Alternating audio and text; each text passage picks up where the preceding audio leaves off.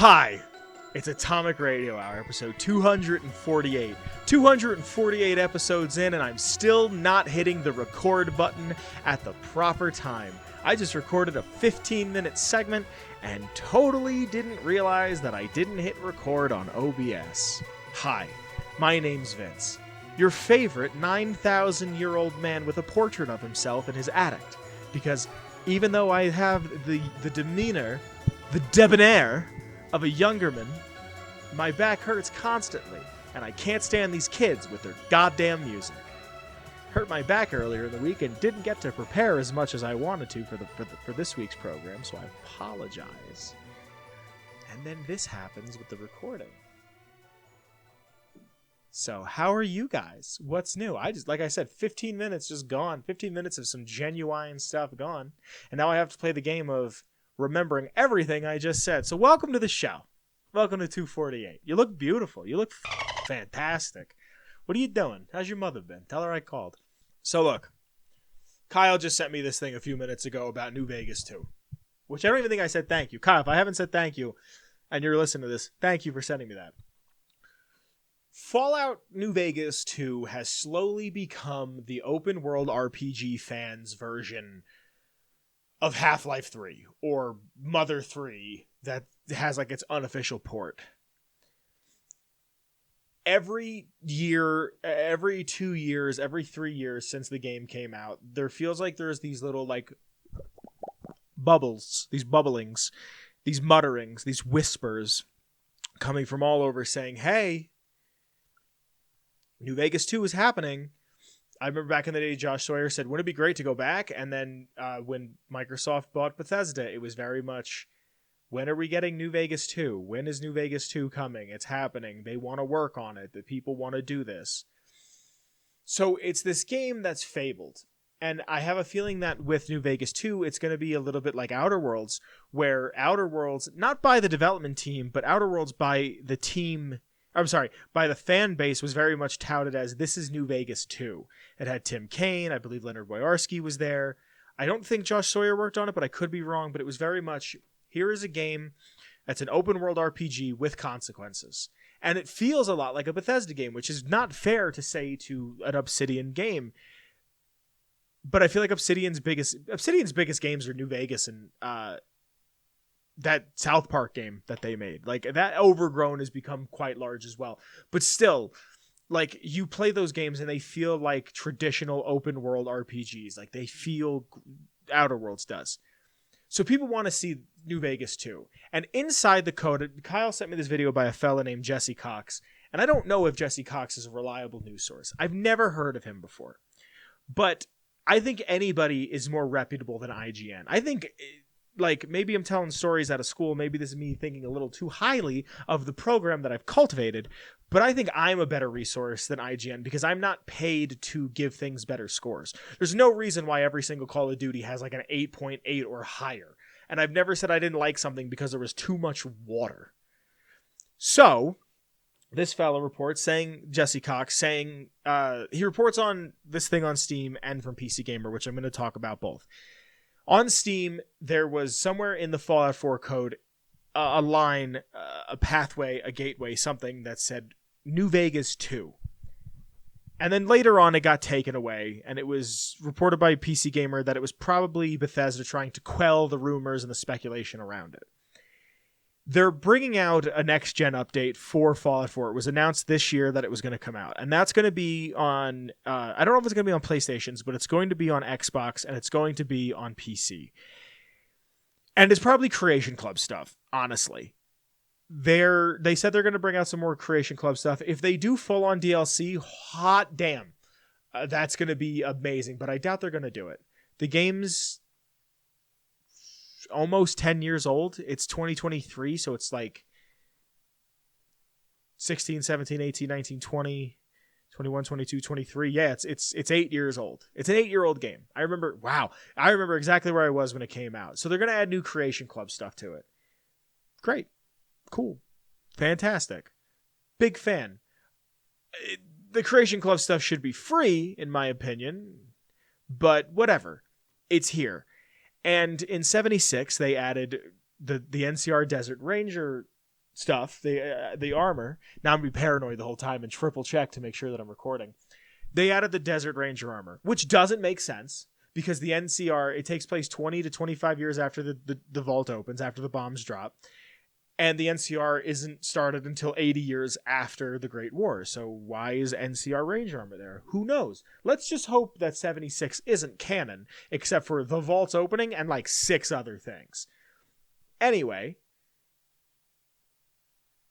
this line of code is there. It's probably for Creation Club content because I just don't think we're going to get it now.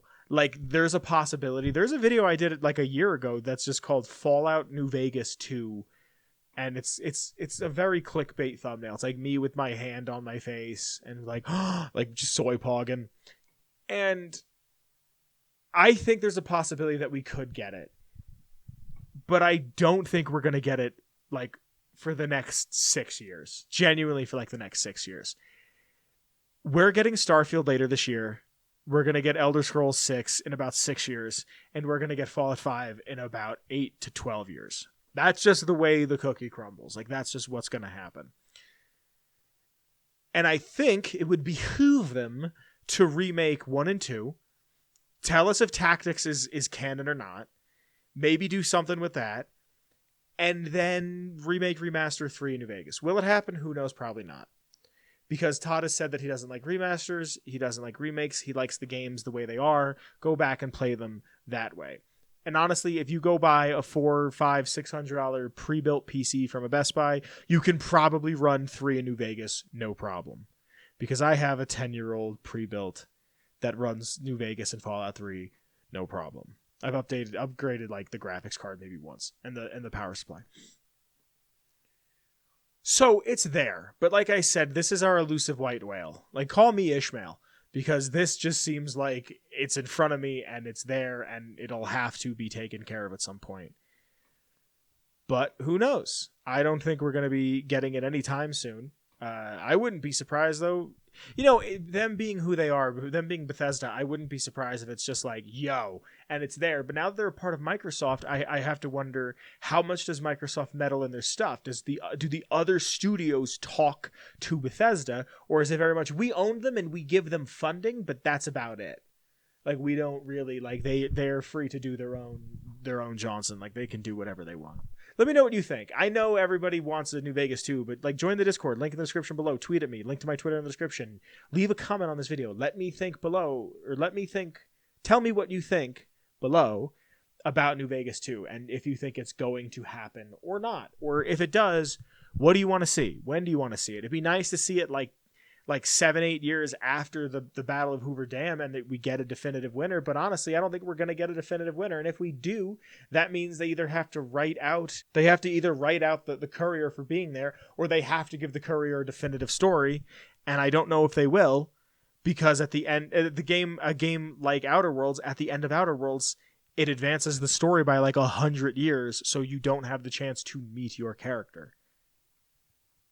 Let me know what you think. Comments below, please. Love you. So, like I said, I don't have a ton of stuff planned for this. That was Kyle sending me that and going, "Hey, did you hear about this?" And that was breaking news live. Stop the presses for me. I don't know for you, but I hurt my back something awful, just something friggin' awful, and I'm in just an absolute tremendous amount of pain. And it's been about a week. I don't know what's wrong with me. And I live in a country that doesn't care about its citizens. So I don't have great health care. And I don't really know what to do. And honestly, kind of scared that I'm going to go to the doctor and they're going to be like, "Hey, brother, you got to pay 40 grand. That hurt. Just for the doctor to come in and be like, "Hey, thanks for that. You're fine. Just take this one pill that I like." Then medicine, a prescription is a ton of money. So, you know, it's worrisome. But before I get into this week's lore, which is a great one, in my humble opinion, a really, really fun one. I have to thank some people. I have to thank the Patreon. Because of you guys, I can continue to do this. I continue to be able to make something that I love and share something that I love with people. And I have to thank some people real quick. Starting from the top, I have to thank the OG Noah. Thank you, Noah. After Noah, I have to thank Danny. Thank you, Danny. After Danny, I have to thank Marcus. Thank you, Marcus. And last but certainly not least, I have to thank Mellow Millhouse. Thank you to Mellow Millhouse. Like I said, because of you guys, the show continues to grow and become bigger and stronger. Normally what I do is I'll ask the Discord or the Patreon a question or a poll, and they pick the lore. And like I said, I got hurt and my entire weekend was shot. My entire week was shot. It's very hard to work when your back hurts like this. And I was thinking to myself, what haven't I done that I really would like to talk about? Something that just permeates throughout the entire series. When I do these little thought experiments, I really think like, what is a main feature of Fallout that like doesn't get talked about a lot, but is just constantly there? And I thought about how water gets moved from place to place and how food gets moved. I thought caravans. I thought Crimson Caravan. I said, why not do it on Crimson Caravan? So if you'd like to hear any lore, and I mean any lore whatsoever of the Fallout series, make sure you're in the Discord, because once a week, I might ask a question in there and say, hey, what do you want to know? First person to get the question right that I'll ask gets to pick lore. Even at the $1 tier in the Patreon, you can enter a poll and say what lore is going to be. And remember, at the $10 tier, you could listen to these episodes filmed live, or just leave a YouTube comment, because I'm more than happy to take YouTube suggestions and do lore. That's how Mean Son of a Bitch got done. And this week's lore that I picked, uncharacteristically, is on the Crimson Caravan from Fallout New Vegas, but the entire series somewhat as a whole. One of the largest trading companies in all of New California routes in almost every major town. They are a company that does the most basic thing that they're truckers. They're teamsters. They have the most important job, arguably the most important job, next to like farming, next to cultivation and agriculture, because for places that can't get certain things, they can to bring it to them. Started by Dimitri Romana and Kerry Lee. They are on the council that the Hub has. Now the Hub has 3 major contractors, 3 major merchants, and 2 people from each major merchant is on this council. Crimson Caravan has 2 of them. There's 6 seats total. 4 people have to agree. They can never agree on anything. Them being traders, and especially starting in the Hub, their natural competition is the Fargo traders and the water merchants, but they sabotage each other because they're trying to undercut prices. They're trying to make sure that you go with one over the other. And Fargo, being a reference to Brian Fargo, they constantly go at it with each other, trying to make sure that you use one service over the other. But they don't ever really attack each other outright. They might say like, oh, we'll do a little better than Fargo. We might do a little better than this, but they don't like go out of their way to attack other people. Now, the Crimson Caravan quickly rose to the top, and there's a quote here that I want to read directly from the wiki. I get all of my lore off of fallout.fandom.com. The Crimson Caravan would do any job, no matter the risk, as long as the client paid for their expensive services. Crimson Caravan would lead its heavily armed caravans to hell and back. Pretty much, we will do the service as best as we can. We will make sure it's the best service that you can pay for, and because of that, you're going to pay a premium. But you're always going to get the job done. We will always get it done, no matter what it is, no matter how big it is, no matter how far it is. If you have caps, we have travel. We will make sure that you get what you need done, but you're paying for the premium. You can go to Fargo. You can go to Cassidy Caravans. You can go to any other caravan service, but they don't guarantee that you will get there. You can go to Happy Trails. Not guaranteed you're going to get there. You're going to get what you need there. Now, most people call this business model crazy. Dimitri and Kerry they're esoteric in the way they do things. They have a love of violence. They don't really care who worked for them. They didn't really care who worked for them as long as they got the job done, but they did have a policy of hiring more experienced caravanners. And they had a fee that if you did a one-way trip, it was 600 caps, and if you did a round trip, it was 1,200 caps. And it's, I believe, the 3rd and the 17th of every month is when they do their big trips. So you could make 2,400 caps a month. And I think that's a lot. I think that's a hell of a lot. So how much are they charging? Now, outside of 2 attacks from the Master Army raids, they had the lowest caravan loss rate. Like, the Master Army raids attacked them twice, and multiple times, but they only out of that had 2 losses. Caravanning, I think there should be this is why I think they should make smaller games and stuff, because you could really make a smaller game, maybe with like light RPG elements that you only get up to a certain level, that you explore a small piece of Fallout lore that's just, here's a $30 game, here's a $40 game, and you work for like caravanners and you get to experience caravanning. Even if it's something like a Telltale game, or even if it's just like a shooter that just lets you be in the world and experience things.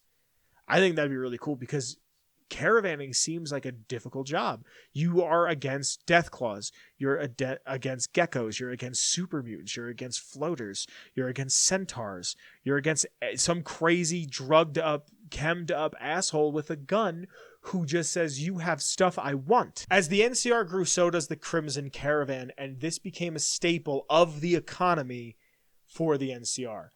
Because of this, by 2281, almost every major settlement, like I said, has a branch of the Crimson Caravan in NCR territory. This allowed for more opportunities. The Jameson family of Redding, California were massive influences. They wanted to support, they wanted to give money, and they wanted to invest inside of Crimson Caravan. Now, this kind of became, in a weird way, a detriment to them, because by 2281, Henry Jameson was the CEO of the New Vegas branch, but he completely runs that branch into the ground because he was more interested in gambling and hookers. He leaves it pretty much to Alice McLafferty, and she's kind of the one who has to go take care of things, more or less. But she's a shrewd businesswoman. She's heartless. Like, she gets done what needs to be done. No help to Henry Jameson of Redding, California. Following the destruction of NCR gold reserves and the Brotherhood War, so the Brotherhood War was a war between the NCR and the Brotherhood of Steel, the Crimson Caravan was a major part of reintroducing the bottle cap as a form of currency. Now, in the US, we had what's called the gold standard. I believe in London, in England, they had, I think it's still backed by silver, because I think it's still referred to as pounds silver or something, because it's backed by sterling silver. In the US, our money means nothing. Our money is completely, I believe the term is fiat money. I could be wrong. Not an economist, just a guy who likes to yell about the fake apocalypse on a podcast on the internet. And because of this, our money, like I said, means absolutely nothing. So at a time where if you had X amount of dollars, it meant you had X amount of gold. Now it just means you have X amount of fun bucks. You have monopoly money. The NCR's money was backed originally by gold, but like I said, the destruction of their gold reserves tanks it. This happening after this war almost completely destroys the economy of NCR. The NCR almost collapses in on itself because of this. Now, settlement started to develop its own currency, and the hub is connected to NCR and the Mojave. It's a hub. It's where a lot of commerce comes out of. It's where a lot of people come and go. And because of this, they reintroduce bottle caps as a staple form of currency, backed by water. It's never said directly in game that the cap is backed by water, but there is and I get the memes ready, there is a MatPat video that supports this, and it makes a ton of sense. But also Josh Sawyer has said that, I don't have it written down, and I'm paraphrasing what I remember reading. It was pretty much, we're going to back it with water because it's a constant source that everybody needs. So them being the business people that they are, the Crimson Caravan, they have contracts with other caravanners, and you can meet Cass and you can buy out her contract and everything. But the way their contracts works is Crimson Caravan offered contracts where food, water, living quarters, and other amenities are supplied until the end of the contract, but pay is held until the completion of said contract. The employees were made aware of this when they sign. Everything about them, it's not like shown what their contract looks like or how they file contracts or do everything. They honestly, they probably don't have a notary republic who's there ready to rock and or roll to make sure that everything's square and on the up and up. But it's very much, this is the rules, this is how we're going to do it. It's very much black and white. We put everything out in the open, and you know what you're getting into before you get into it. If you broke contract, no pay was given. So they gave you everything you needed to live, and then when you were done, like I said, you got the money. Because of you breaking contract and how big Crimson Caravan is, they would kind of spread word. Watch out for this guy. Watch out for this person. They did this, they did that. And it would be harder for other people to get work. Now, like I said, because of the NCR growing and the Crimson Caravan growing with them, essentially, I didn't say it and I apologize. Crimson Caravan starts in 2151. Fallout 1 takes place in 2161. NCR is started at the end of that, so the end of 2161, beginning to mid of 2162. So they start 10 years beforehand, and because of the NCR rise to power and how they started 10 years, 11 years after Crimson Caravan in 2151, they have massive contracts with them to supply their goods and move their goods across the Mojave and NCR territory.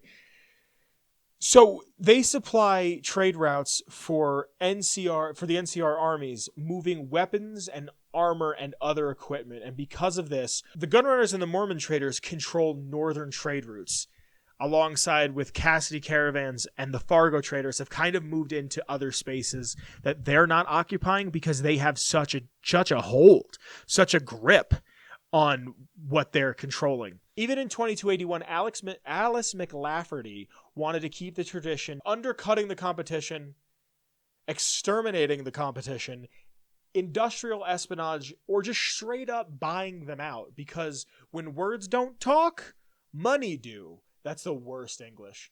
That's the worst English sentence I've ever had. Now, the Van Graffs are in an agreement to help out, but the Van Graffs are shady. The Van Graffs help out NCR like backhandedly in a way to like sabotage the Legion. So they're like, the Van Graffs are very much a corporation who's like, we're going to do everything we can to make the most amount of money. And I could see if they ever did make a New Vegas 2, Crimson Caravan and the Van Graffs being at each other's throats. Now, them being as big as they are and the reputation they have, raiders want to go after them. People that are trying to ransack caravans for quick money, quick chems, quick ammo. For more dangerous regions, they split the caravans into smaller groups, multiple smaller groups, as to not lose everything attached. So let's say you want to move a ton of weapons, a ton of ammo, a ton of meds, a ton of chems, and you're paying a hefty price. They'll split up caravans into 3-4 caravans, maybe more, depending on who the contractor is and how big it is, just to make sure that they don't lose everything in case something goes missing. It's not likely to happen because of who they are and the reputation that they hold, but, it's there. The way they do it is they use the almighty Brahmin. They carry large amounts of goods, and it pulls carts made of old cars and trucks. And that became a staple. I don't believe that they're the first, but they've kind of popularized the image of a Brahmin carrying things, pack Brahmin carrying things. I always wish that there was an option that you could have a pack Brahmin with you. I thought that would be really cool to up your carry weight, but then, there's a chance it could die. I just think that's a really cool feature that would be great to be implemented in game. Now, for the caravanners themselves, they like light armor, layered civilian clothing, just like any other Wastelander. And they use weapons like knives, brass knuckles, caravan shotguns, where the name comes from, varmint rifles, 357 Magnum revolvers, and lever action shotguns. I would think that on my caravan, I'd want at least one guy with a shotgun, maybe a guy with a sawed-off, and definitely a guy with a rifle. I think caravanning is super neat. And like I said, I wish there was some way to experience it. You could experience it in Fallout 1, but I believe you work for Fargo. I could be wrong with that, because I'm pretty sure I went to the Fargo offices and just talked to somebody, and they were like, if you want some caps, it's a 2-week trip. You can go if you'd like. And you get an experience. You get like a random encounter. You might have to fight some people. You could die on the trip. You might not. You might. Who knows? Now, like I said, I get all of my lore off of fallout.fandom.com. And right now I just want to check to make sure that there's nothing that I missed. Since the Crimson Caravan is so closely associated with NCR, if you go to the property in New Vegas that's right by McCarran, dressed as either Legion, Great Khan, or Brotherhood, they attack. Especially if you side with Legion after the Don't Tread on the Bear quest, they'll attack you on sight and you lose out any of the quests there. Killing all of the guards there also gives you NCR infamy. Because the Fiends are so close, Vault 3's right there, because everything right there is so close, there's actually a chance that Fiends will just walk up to the Crimson Caravan Company building and like walk in, like the compound, and walk in. They're usually taken out like immediately, but I think it's a neat piece of world building of them trying to like, oh, just high out of their minds going, I can take them. They're super neat. They only really have the one appearance in New Vegas, but they're talked about, and they're great. I just think they're fantastic. I think it's a great bit of world building that fleshes out the world 10 times more than it needs to even be. And it's just another reason why everybody loves New Vegas. But that is this week's lore. Hey, gang. So I edited out in the lore segment, but I sneezed. And it felt like my lower body was going to shatter. Like that episode of SpongeBob with the guy with the glass bones. Like that's what, in the paper skin. That's what it felt like. So I don't really have much. I should have something coming next week. Papa from the jungles of Neo-Vietnam had messaged me and said he has a care package coming in. So I don't know what's in it. I would hope something good. I know it's something good. I mean, I'm not going to sit here and be like, oh. But, you know, he sent me something, and I have to pick it up, and it's going to be on the show next week. That's really all I have for you this week. Thank you for joining me. My name has been Vince, your 999,000-year-old host. If you like the intro music, it's by the one and only Shane Ivers. It's called Feather Duster. All of his heaters, all of his music at silvermansounds.com/free music, where you can find Feather Duster and a lot of other great stuff. Follow me on Twitter. There's also links to my Twitter, the show's Twitter, and Kyle's Twitter. There's a link to the Discord down there as well. There's a link to the Patreon. Thank you to the Patreon and the Redbubble. I love you very much. You look great. I hope you're having a good week. I hope your back doesn't hurt. Like, I hope you don't feel like a geriatric man. I'm going to see you next week, hopefully. Hopefully you come back for the care package thing that I have set up for next week. I don't know what it is. I hope it has like a Neo-Vietnamese sticker or something on it just to show that it's been through customs and what have you. I love you very much, and I'll see you next week. Be kind and be safe, and I love you. Bye. Bye. See you.